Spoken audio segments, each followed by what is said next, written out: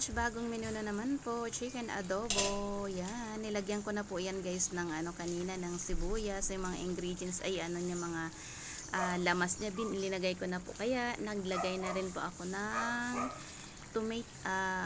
oyster sauce at saka dato puti. Yan, na soy sauce.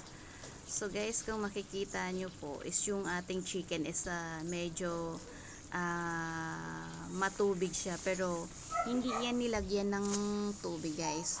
Bali ang katas lang yan ng chicken, ang yung pinapakulo ko yan. Sariling katas po yan ng chicken guys, kaya wala tayong linagay na tubig.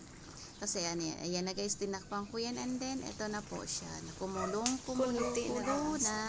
Yan guys, ganyan lang po guys yung technique kung paano natin magluto ng chicken adobo. Yan, napakasimple lang ng ating ngayon, ng ating luto.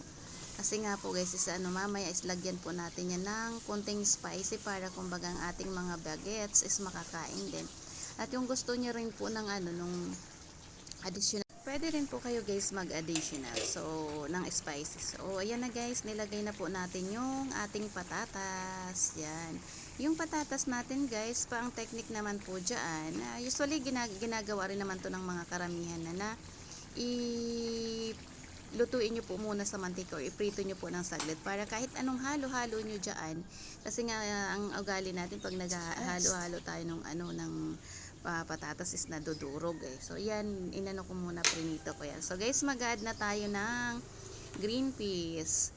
Yan, yung green peas natin guys, kaya nilagyan natin yan kasi yan yung ating kumbaga yung ating mga junakis at saka yung ating apo is hindi kumakain ng gulay. Ito na yung pagkakataon para makain nila, kasi kung mo lang yan, gawin mong gulay lang talaga siya na hindi mo sasahogan or so at least dyan is madudurog ng konti yung green peas natin, so makakakain din sila ng gulay. Yan, so nilagay na natin si green peas.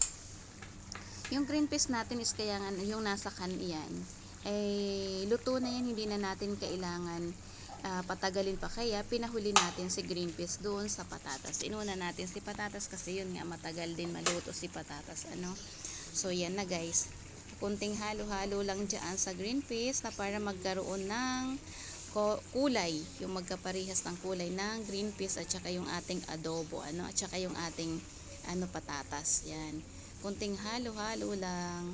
Tapos ngayon guys, tatakpan na natin yan para kumbaga iyan. So yan na guys, konti na lang ang ating konti na lang yung sauce ng ating ng ating chicken adobo. Okay guys, thank you for watching. Sana po ay mag-enjoy kayo habang nanonood kayo at kumakain. Thank you for watching guys.